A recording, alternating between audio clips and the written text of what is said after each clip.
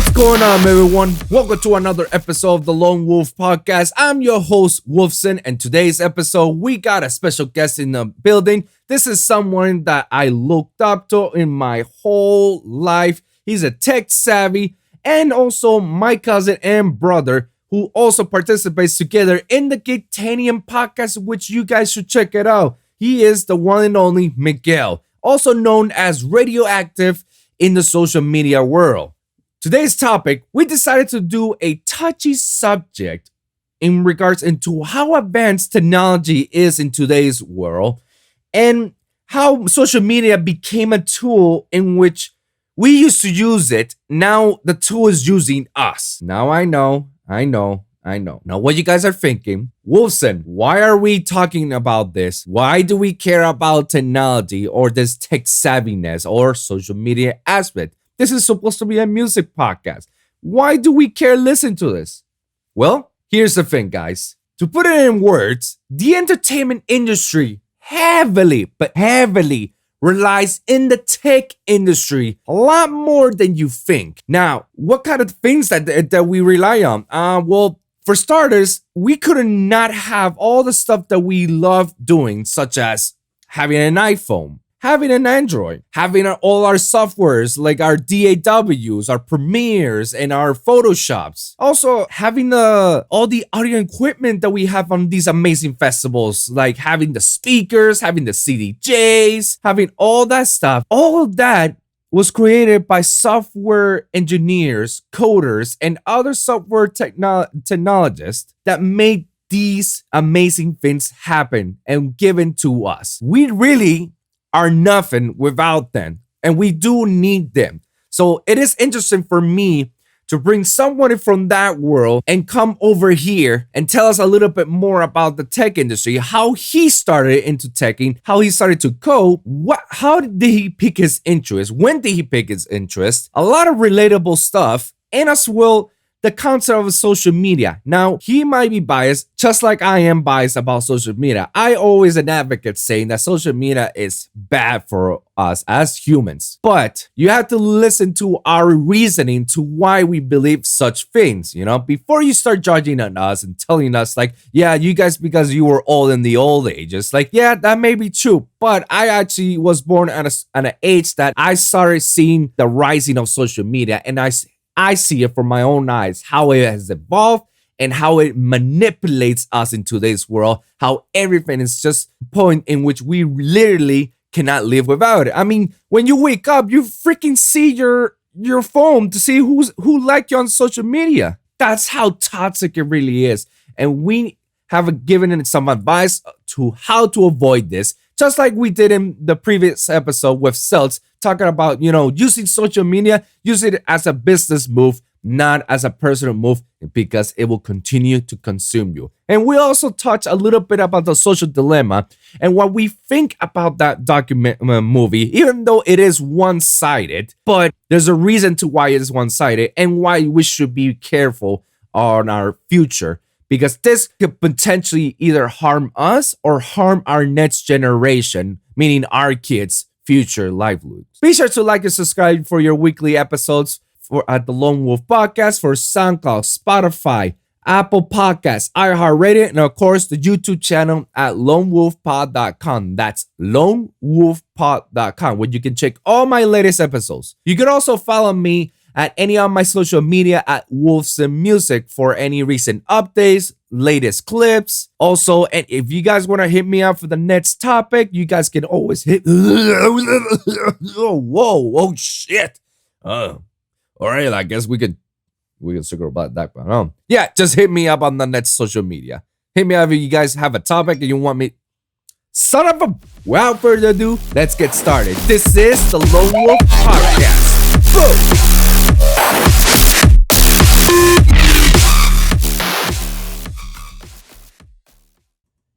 Hear me now. Oh my goodness grace, what just happened? What happened? No disrespect. What's up? Seems to me the COVID treat you well. Yeah, why? I mean, as well as it could. I mean, your facial hair says it all. I figured I'll let it grow out. I want to see what happens. Dude, I've never seen you like this. Like I seen you with the beard, but never with the. The I hair, think I yeah. think when we were kids, like when we were like 5 or something. It's 7 months, man. I figured at first I couldn't, right? Because they were closed. Right. And then once I let it grow out, I was like, oh, cool. Let me just see how long I can do it for. I don't care about the beard. The beard, I can take it off any moment. But the hair, I want to see what I can do with it. Dude, I kid you not. You look exactly like on one of the pictures that we have in my old house in Puerto Rico. When you were wearing the Marlins jersey. Mm-hmm. No, I don't remember that. Oh my God. That was, yeah. You had that Marlins jersey and everything. Yeah, like if you were actually like, you know, those pictures that they take as a parent, you take for your kids when they're playing baseball and you're actually wearing your home team's baseball. So you actually have the original Florida Marlins jersey and everything. With the hair, bro. It's the hair. It's just like, yeah, dude, it's the hair for sure. Damn, man. Wow. I'm blown away, man. I don't know what to say. I really am liking this stream deck, bro. Yeah. Best $100 spent ever. I did. Right? I kid you not. I was like, should I get the 15 buttons or should I get this one? Because obviously the 15 buttons is like for $50 more, you get more stuff. Mm-hmm. But then again, it's like, okay, here's the way I'm looking at it. If I don't have a lot of cameras around me, if I don't have much to do, then I shouldn't spend that much money on having enough space. Maybe later down the road in the future, when I have a bigger room, a bigger space, and I can actually do it much more properly on an actual proper camera, then probably I'll invest on it. But for now, to do this here in the webcam and here, it works. I remember when I got mine, they didn't even have that 15 one. Like I got mine and then they just released it. I was like, oh shit. But then I was like, I don't need that many buttons. Yeah, right. Right now, at least, like you said. And the video, I don't know if you noticed it, but in this one in particular, you can actually create a folder. And then within that folder, you can create more shortcuts. And then you can do so and so and so on. So it feels like you actually have the 15 buttons or more, but it's just a little bit tedious. You just have to remember that if you want to do other stuff, then remember you have to go through the folder and then going through the other shortcuts that you want. Yeah. But hey, it works. So far right now, I only have 4 shortcuts written down, plus the folder, which I have more stuff, and then one logo on it. That's it. Like I'm not putting anything on it. It's just leave it there, you know? Makes sense. But yeah, man. So how's it going, man? How's the family, man? Everybody's good. Doing good. Trying to live life as much as we can. No, I hear you, man. We're on dire times, you know? Yeah. How's the family over there? Pretty good, actually. So far, so good. We're good. We're happy. I'm gonna see my parents sometime this week. So you know, I'm gonna get a new car. I already finished my old car. Oh, nice. So thinking of getting the Chevy Trailblazer. That's an SUV, right? Yeah, that's like an SUV. Gotcha. I want it the Ford Ranger, which is a pickup with 4 doors, but it was too expensive.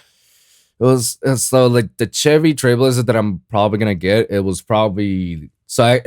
cost me around between 22 to 25, depending which model I can actually get, with leather seats, sensors, and nice rims, nice colors, and whatnot. And then the Ranger was gonna cost me like 30 for 4 doors only, and doesn't have all the nice shenanigans. It's just like basic model. Base model. Yeah. So I said, like, you know what? When I get in a higher position, then I'll consider getting the Ranger next time. For now, I'm just happy just to get this one right now. Yeah, absolutely. Tech stuff, bro. I guess that's what we're trying to get to today's topic, you know? Yep, sounds good. Yeah, all right. Ready when you are. Oh, we've been ready the whole time, man. Oh yeah? That's how we do it in the Lone Wolf podcast, man. I don't even let you know when we're recording. We just do it. We just go ahead. Just go. It's like a ripping band-aid, you know. It was like that's the way to do it. Just rip it, man. Yeah, because like I said on previous episodes, I usually want to go with this route of, you know, let's just talk without interrupting, without saying any other stuff, and let the conversation flow on its natural path, and just like, you know, do all the questions that we got to do and whatnot, instead of just stop and say, all right, this is a good place to stop. Hi, my name is blah blah blah. Like, no, I already did my intro. The intro is gonna be in the first thing in the episode when people see it, So this is a nice flow, and so far I've been having great results. Everybody's loving it, and everybody like who's been as a guest, they say like, yeah, this is a better way to do it. Sounds good to me, man. Yeah, man. So I mean, first things first, for all our listeners who don't know, can you tell us a little bit about yourself, like a little bio and what you do? Oh man, yeah. How do you assess yourself? To keep it simple, software engineer, I guess you can say. Okay. Software developer. Been doing it for a couple years now. At least that's what I do professionally myself. I like video games, comic books. I don't know if the viewers watching can see behind me all that mess over there. What else? Yeah, just that's a pretty boring and direct summary, I guess you can say.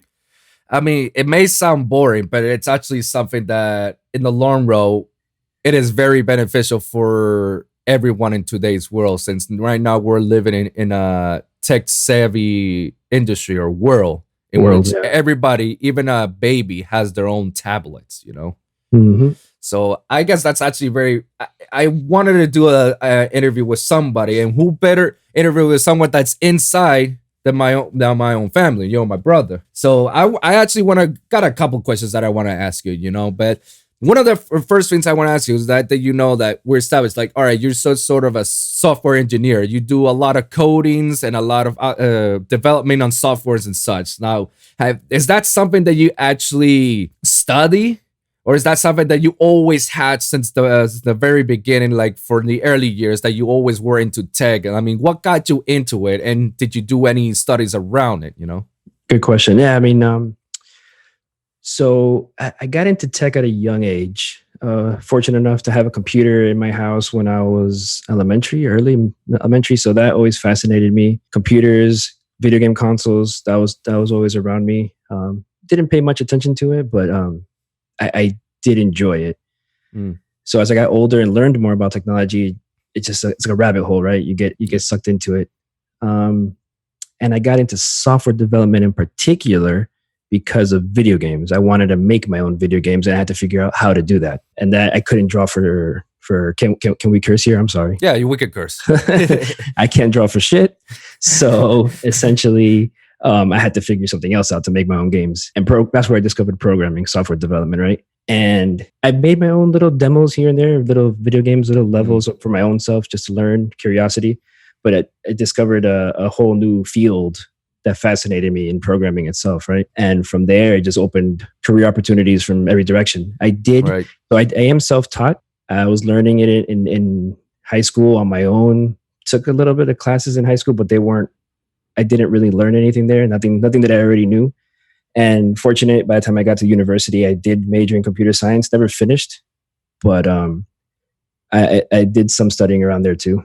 That's very interesting, man, because I believe that's actually something that many people seek to admire a lot. And that's how many people are very successful in today's world, because people that are very passionate in certain things, they start at a young, early age. Like, if you see some of the greatest, like you can see like, oh, I never went to college, or I dropped out of college. I actually started this. I love this passion since high school or even further. And look where I am, So it's very actually interesting, because that's one of the stuff that I wish I could have done that from the early age as I looking down to it. But obviously I was always into DJing, but it was later down the road in which I learned that, oh yeah, if you want to be a successful DJ, or if you want to play the festival level DJs, you had to make music. That was like the standard. Right. And obviously you're talking to someone who's never been to music theory. In fact, I think I skipped all my music classes in high school. Right now I'm regretting it, but I learned music theory later on. And I do believe that if you're taught yourself, or you've been taught or learning from an early age, you can progress a little bit more further down the road. I think, I agree. You have an advantage of sorts, a time advantage. But I do want to make it clear, at least in the tech world, a lot of tech media in particular likes to glamorize certain tech ideals, where you have like the college dropout that's been doing this since 9 years old, and they're super successful, and supposedly that's the only way to do it, which is flat wrong. I've met and worked with tremendous people who started the computer science journey or the programming journey in their third year of college. Really? Right? Yeah. Oh yeah. They were in business or they were doing something else that was like boring or just didn't drive them anymore. And when they found out about programming, they're like, okay, I'll try it out. And they fell in love with it, and they're just as good as anybody I've ever worked with. That's interesting. So like the whole time advantage, yeah, it could give you an advantage, no doubt, for sure. But it's definitely not the only way. It's never too late to learn something new and be good at it. I guess I can agree to that because as I was saying, like I wish I could be I learn music theory from an early age, and I could be a little bit more progressed later on down my road. But even so, even at my mid-20s, I still learned how to make music. I still learned how to make an entire project, read an entire session, work with artists and such, and being able to play at certain festivals and also release at certain labels, in which I'm very proud of. So, yeah. Awesome. And in my case, I went to school. I went to my bachelor wasn't like exactly what I wanted it, but the next school that I went to, which was A.K.A, that technical school, that is exactly what I've been wanting for many, many years. And sometimes people like me, like we really didn't want to need a bachelor. We just take it because just either peer pressure or to pleasing the one's family. They want to say like, my son went to college and shit like that. And that's actually something very proud to be. But at that time, I wish I actually have enough. I wish I had enough time to do more research of where I really want to see it, what schools I really want to go to learn these certain things. It's because as I look back, like I have no regrets as much of going to my bachelor school.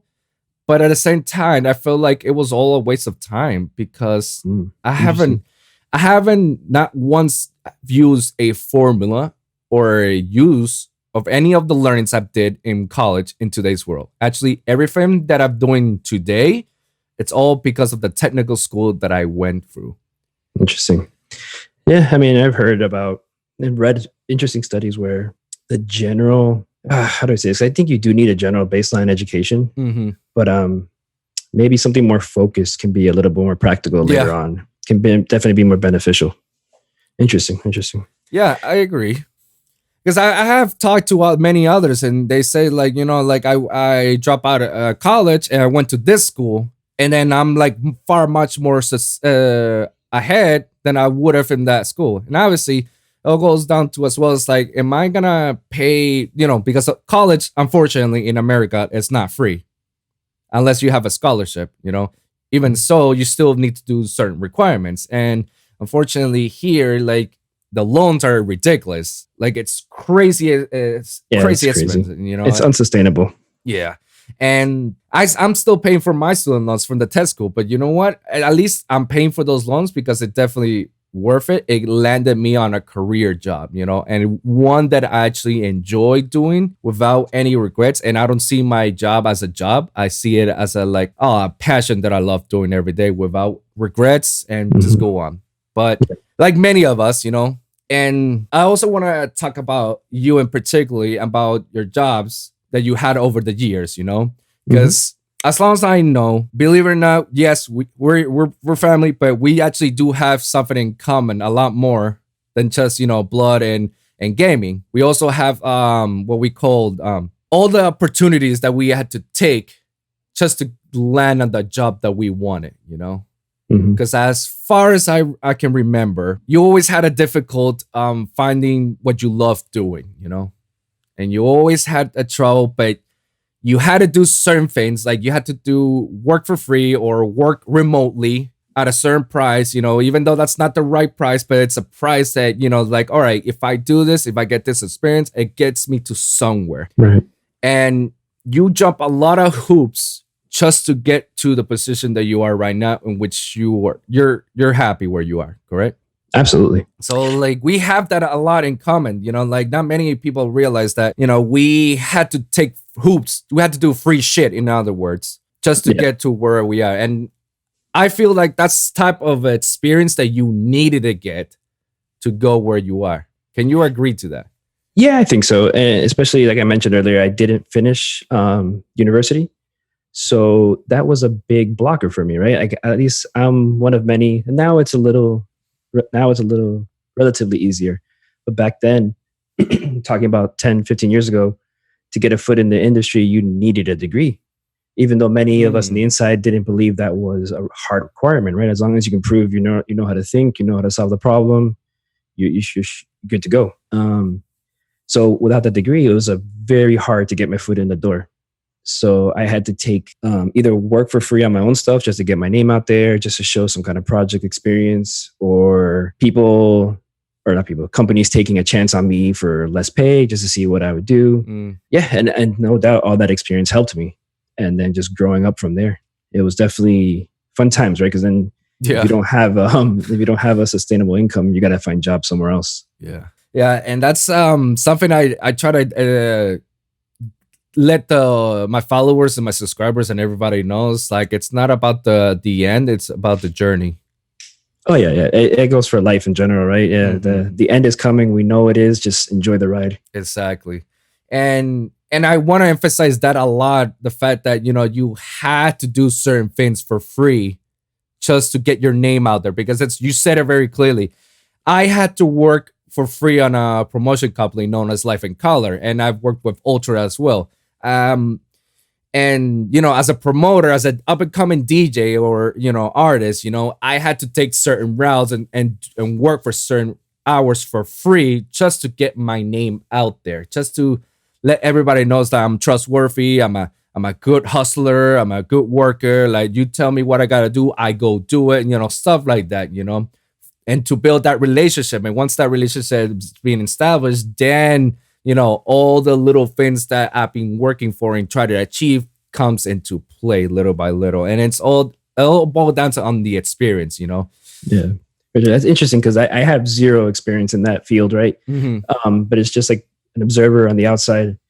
You usually read and see events like that, still see stuff like that, right? Where since there's so many people that are interested, in just the music in general, like I think video game industry has this problem more than just tech in general, where you just have so many people interested where they'll do it for free. So these companies, these people who run them are like, why should I pay you if I can get just 20 people for free over here? Yeah.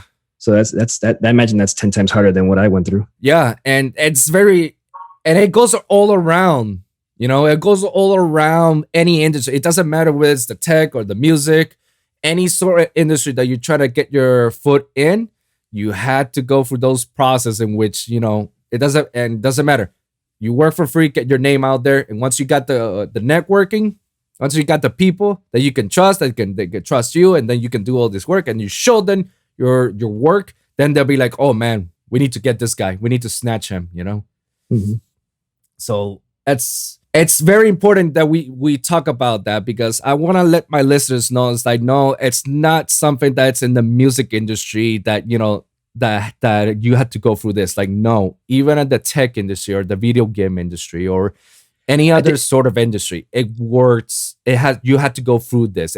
Nothing works like, oh, once I'm out of college or school, I'm gonna get a job and that's it. Like, no, even though you have experience, you need to get your name out there.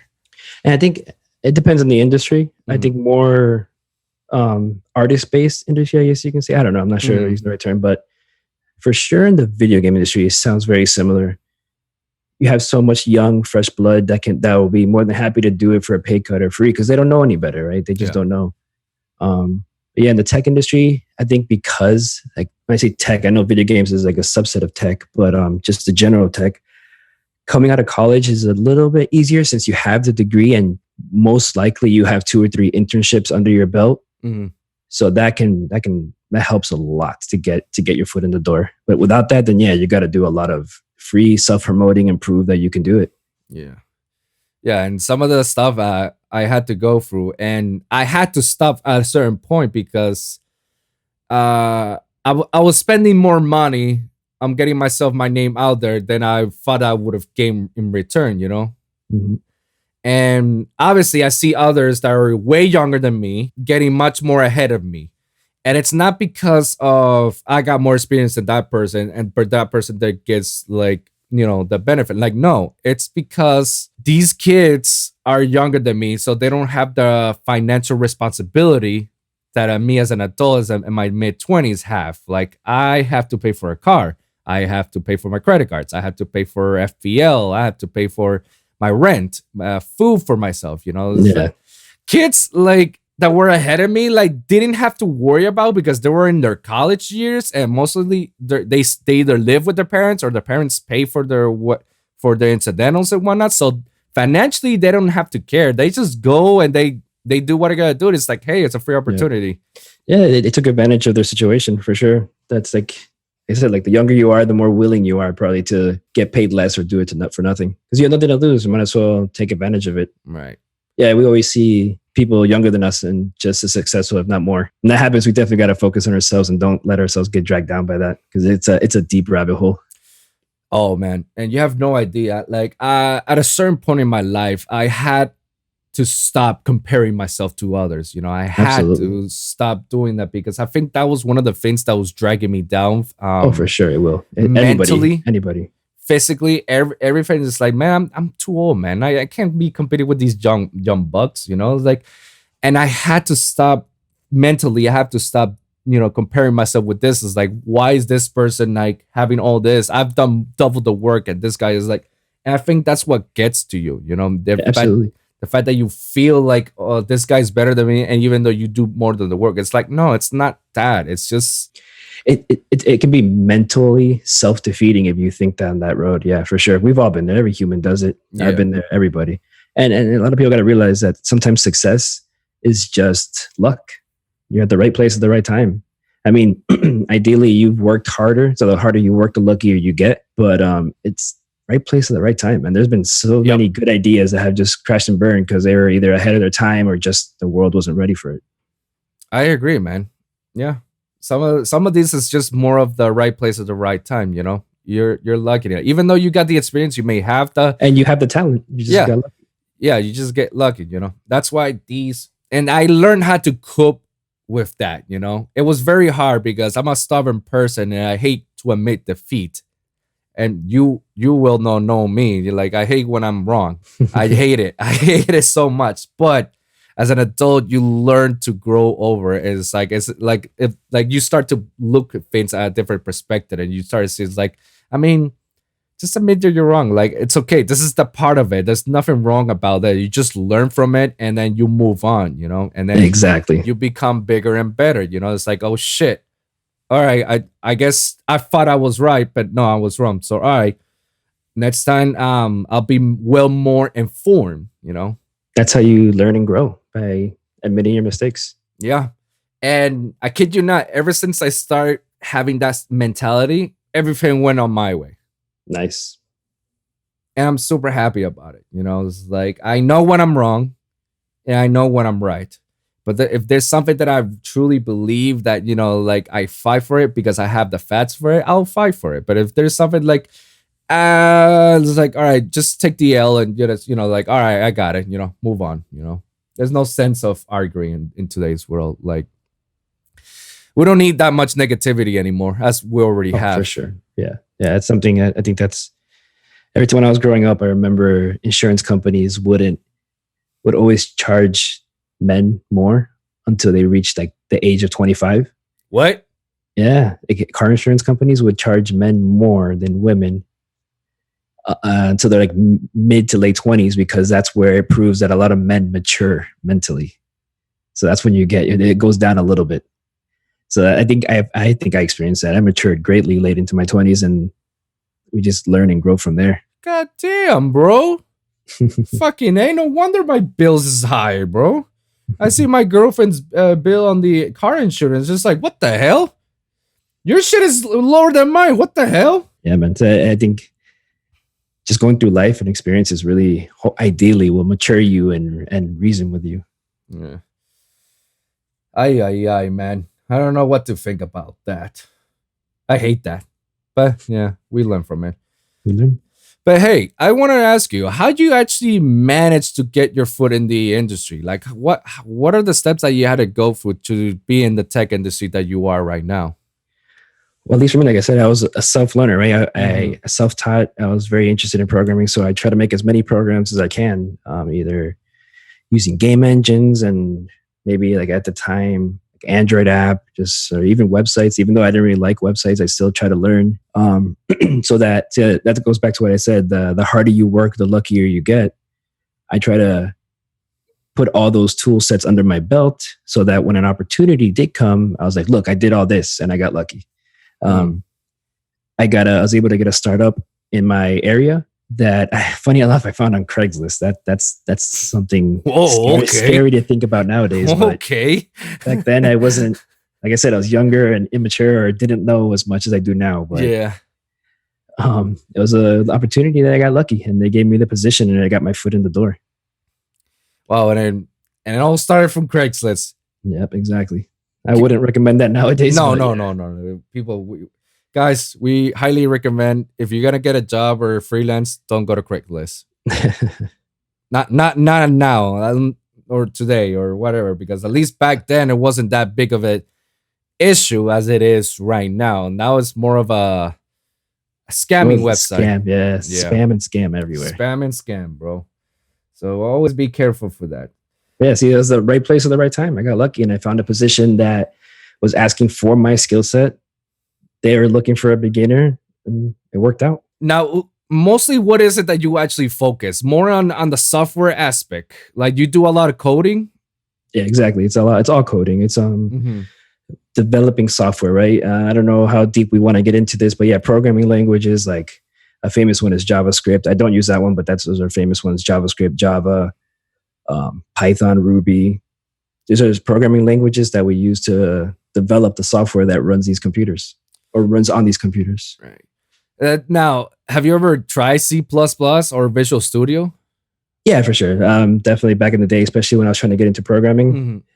Mm-hmm. Visual Studio always came up. At least in my time, Visual Studio was very expensive. They didn't have a free version like they do now. So I was familiar with it. I played around with it. I got a free version in school, only in school. C++, just trying to think.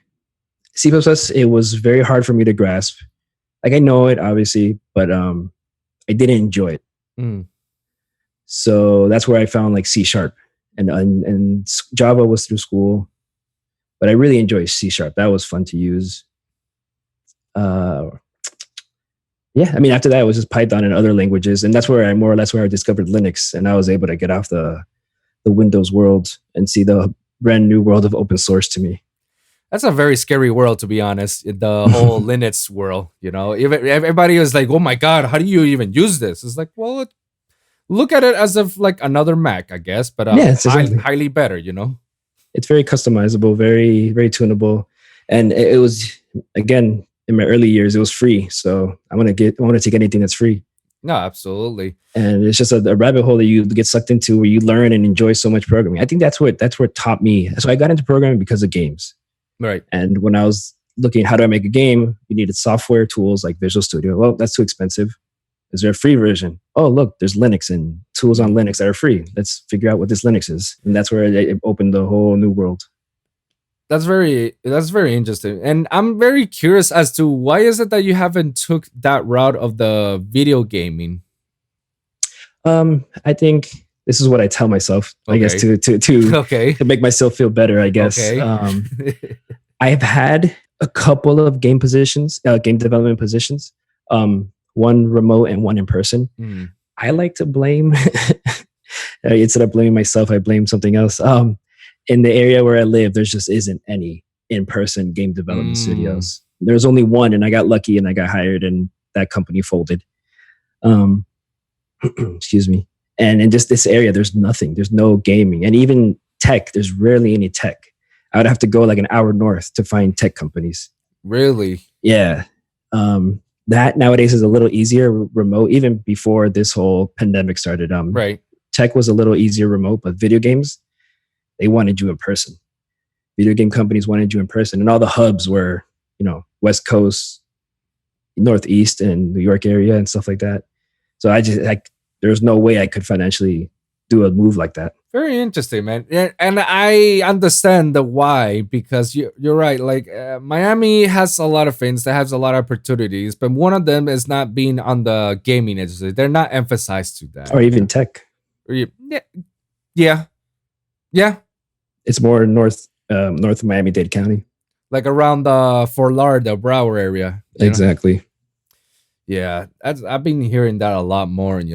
Miami. The only thing I hear is just for me as a music producer, it's like, oh yeah, this is the spot. This is exactly. It's more creative and entertainment and touristy and stuff like that. Yeah, because it's not only for the music industry; it also involves the art industry. Obviously you got Wynwood and you got where else like Pequeni Beach. Yeah, Pequeni Beach, and you got certain things over there like art scenes or music, like the whole creative stuff, like graphic designing as well. It's all boiled down here in Miami. Stuff like that, like building building an Apple computer or an iPhone or doing other software stuff. This is not the place. And it's very rare to find certain places around here in South Florida that you can actually like get into it and then work for a living for that. Yeah, absolutely, I agree. And I still keep my development skills in check. I try to because I like it. I really do enjoy it. So I make my own things on my own time.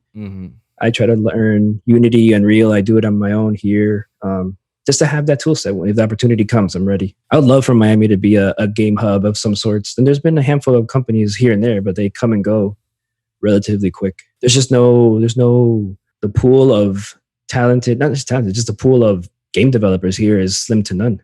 Right. Now, I do actually want to say, like, I actually learned how to use C++ and Visual Studios, and I had to get like the educational version at my school because at that time the class was giving me a passcode, and here you can download it. You don't have to worry about the 30-day trial. Blah, blah, blah, blah. I hated it. it definitely. But it was something that if you don't take this course, then you can never take your concentration courses, like the main ones that you were like you're getting your degree. I was like, oh shit. And I remember I had to go through you, and we were like hundreds of miles away from each other.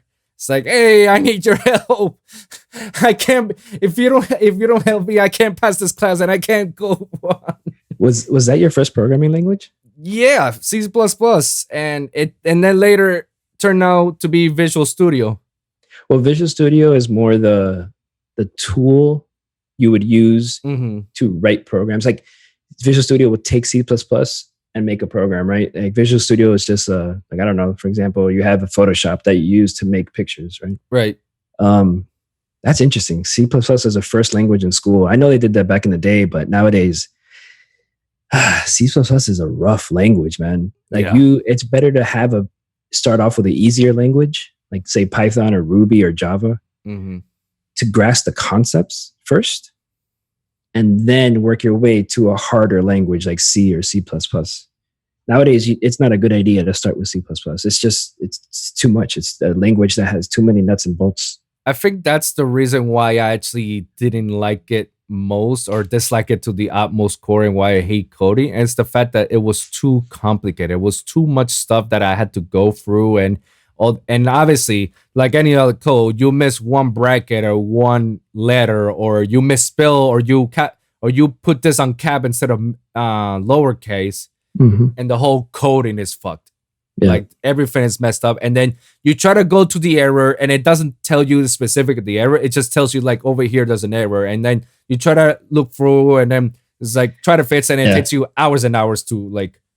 Yeah, exactly that. Like I think of like programming languages are just like foreign language. You're learning a new language. Yeah. Excuse me. And C++ is just it was my first language as well. Because video games, even today, predominantly run on C++. So I'm like, okay, I have to learn this language. I didn't know what I was getting into, but it was a struggle and it wasn't fun. Luckily, I found languages that are easier so I can learn the concepts first. And now when I look back, I'm like, oh, okay, that makes sense in C++ now. I mean, I wouldn't do it that way, but I get what you're doing. Yeah, like back then, that was like the first thing we learned. It was the first course was C++, and then the second course was like using Visual Studio to use C++. And even that, I was still like, what the hell's going on? But it taught Yeah. me the basics. But even so, I was still like confused. It's like, how the hell does this work? Yeah, it's brutal. C++ is not my, and maybe that's because I learned it first. I'm not a fan of it. I just don't. Nowadays, there's better languages to do what you got to do. Yeah, I agree. And that leads me up to we're gonna deviate a little bit of that, but at the same time, we're still in that same subject of the techie stuff. Body, which in one of my previous episodes, I talked to my homies and we talked about the whole PlayStation 5 like debacle that happened, you know? What happened? The pre-orders? Yeah, the whole pre-orders, how everybody lost. Let me make it clear, lost, including me, through a bot.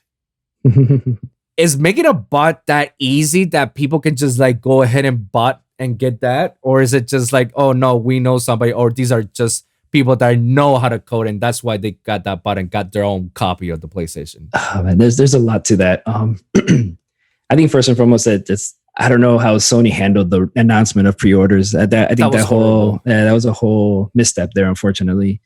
On top of that, all these vendors, all these stores that were accepting pre-orders, who knows how their tech stack works, right? Or how solid it is. So when you have all these interested buyers in a new console just swarm these websites, they're going to see a lot of traffic, a lot of, people going to their websites, and their servers might not be able to handle it, right? You would assume somebody like Target or Best Buy could handle it. I've met some people who work there, and it seems like it should be able to handle it. And then add to that, like I mentioned Python. Like Python is an excellent scripting language to write a bot in. You can relatively straightforward write something that will automate the pre-order process for you. So you don't have to sit at a website, click refresh, Big Bang style. You don't have to do that anymore. You can have a bot that does it for you. Very, very straightforward, depending how complicated the website is they're trying to go to, right? Mm-hmm. Some bots, you might have to customize them. Okay, this bot has the same underlying concepts are there, but I have to make some changes for bestbuy.com or I have to make some changes for target.com. Mm-hmm. But once you let it run, it's out there. And who knows who they share it with, right? Some of these people are willing to share their bots with other people, and then you just have a whole army of bots. So basically, it boils down to somebody that knows how to code and bot, and then basically you just like, hey, yo, I just got a PlayStation. You want my code? It's very easy. You just bot, and you just do this, and that's it, and then boom. Well, that's just one person. Imagine that times 10, each one of them making their own version of a bot that's competing with other bots. So Jesus. It's a tidal wave. That's what got me so heated with Sony. I was like, what the fuck, bro? Like this didn't happen back in the PlayStation 4. And PlayStation 4 was just, was like that. I remember it took me until Christmas for me to order a PS4 and then have it on Christmas. And then by January, that's, I already had my console. I don't remember having issues with the PS3 or PS4. PS2 was a debacle. That was hard to find. But PS3, PS4 was relatively straightforward for me. And PS5 is special. Again, Sony not handling it right. These vendors or these companies, who knows what they did. And on top of that, we just have a pandemic here where like Sony is not going to have a lot of units. They're just not going to. There's no way. The manufacturers are all shut down. They'll have a limited supply, so they couldn't give out too much. They didn't want to overpromise and underdeliver. Well, I mean, they failed on that part too, because have you heard of Amazon, Walmart, and others already sending emails to these people who pre-order like, hey, just to let you know, you may not get it on launch day. Yeah, see, exactly that. That's another part where these websites, they limited the pre-orders themselves. Maybe I'm guessing here. They didn't get a solid number from Sony. Sony's like, we'll give you some. And they're like, can you promise that? Like, nope. So they're like, they have to limit themselves because they don't want to look bad with their customers. And unfortunately, it looks like they are now. But I believe that's those retailers' fault. That's for them being greedy, because obviously they know it's like the quickest way to grab something. I mean, if you look at the charts, it's like, oh my God, this is gonna spike our sales like exponential. But because of doing that, now you have to look bad at all your customers, letting them know it's like, hey, you may not get a copy. And now the customers may either like swallow their pride and hold that pre-order if it ever comes, or just basically cancel it and just like, no, fuck you. I'd rather get it on GameStop or Best Buy on store when it's available. Yeah, it's interesting. It's a different problem. I've never had to experience that for sure. On the back end, and obviously, Right. I experienced that for the PlayStation 3. I did. I remember. And I didn't experience it on the PlayStation 2 because by the time the PlayStation 2 was released, I was already getting to Sony. So I got my first PlayStation 1, the smaller version. Yeah, the original. Oh, literally PS1. The PS1, exactly. Yeah. So when everybody's scrambling down to get a PlayStation 2, I got my PS1, and then over a year, I loved it and so on. And then when I realized there's a PlayStation 2 with a better game, I mean, that's how I got into Metal Gear, Son of the Enders, and all that. So I was like, oh my God, I want this. And then a year later at Toys R Us, that's where I got it, Nice. Yeah.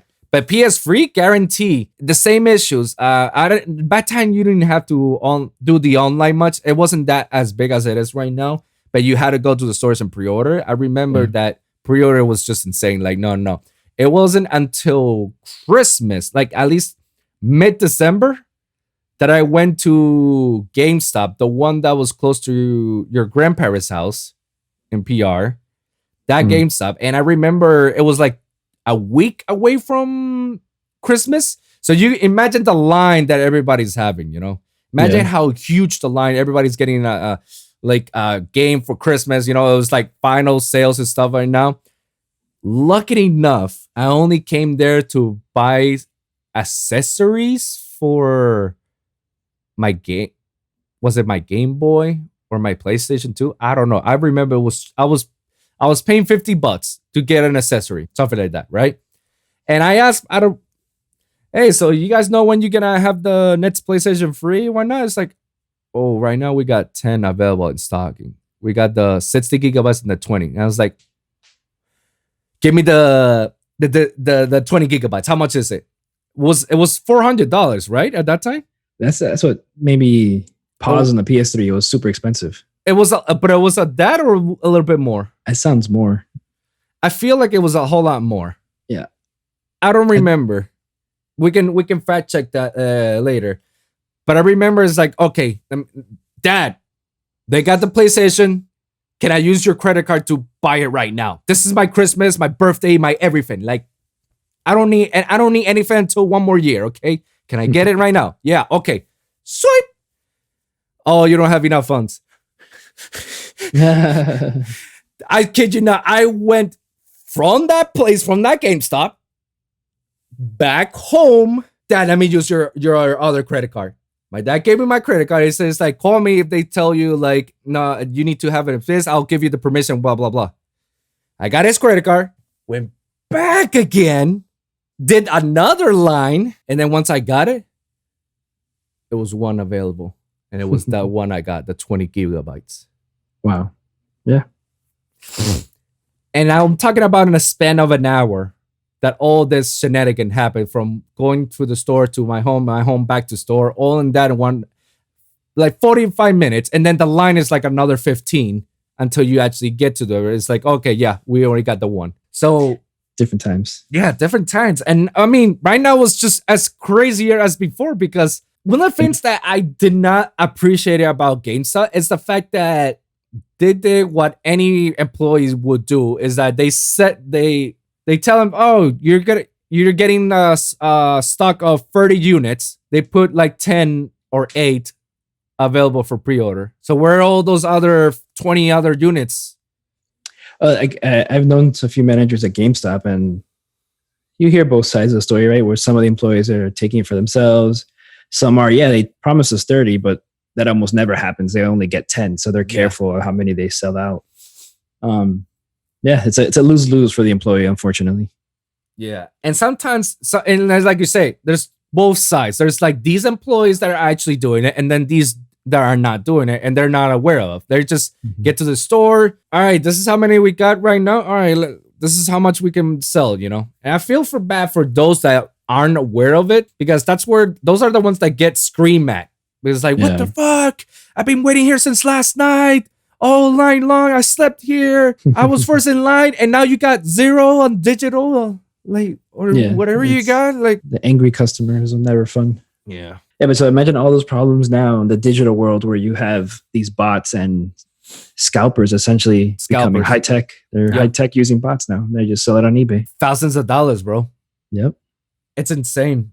Like, and I really do not like that, but like right now, this is the world that we're living in, which, you'll get one eventually. We all will. We all will. Yeah. I was the whole week, I was just like, what the fuck, bro? Like, I'm going to beat a bot. I've been doing the refresh style Big Bang Theory. Almost got it checked out at Target. Like 5 times I almost got it checked out. What stopped me was the whole coverage shit. It's like, oh, you got it at cart. Do you want to add cart? It's like, no, I don't need to waste time on this. What the fuck? Check out. Almost got it. Almost. But it's all because of those fucking coverage. Yeah, and that's weird. If it's in your cart, I would assume you pretty much have yours reserved for a few minutes. At least I'm just thinking like how an e-commerce website should handle that. That's interesting. That's something that, I believe these big retailers should look into. Like if somebody purchased a certain thing at a certain time lapse, they should like do something about it. It's like, because, it's like what, like some of these, I think Ticketmaster or one of these concert things, like where you add the tickets to your cart, a timer. And it has a timer, like 10 minutes until you purchase it, or this goes out in the public. Exactly, yeah. That's what they should do for these big items. I agree. But, like,